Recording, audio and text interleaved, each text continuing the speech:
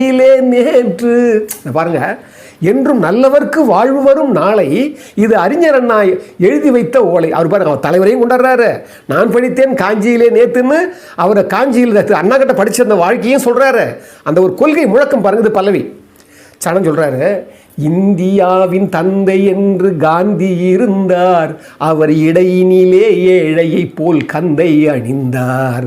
இந்தியாவின் தந்தை என்று காந்தி இருந்தார், அவர் இடையினிலே ஏழையை போல் கந்தை அணிந்தார். ஏனியாக தாழ்ந்தவர்க்கு உதவி புரிந்தார், இன்று இயேசுவோர்கள் அவரால் தான் பதவி அடைந்தார். இன்று இயேசுவோர்கள் அவரால் தான் பதவி அடைந்தார். பாருங்க, இந்தியாவின் தந்தை என்று காந்தி இருந்தார், அவர் இடையினிலே ஏழை போல் கந்தை அணிந்தார். இங்க தென்னகத்துக்கு வராரு, தமிழ்நாட்டுக்கு வராரு. வருகிற போது ஒரு விவசாயினுடைய நிலையை பார்த்து அதிலிருந்து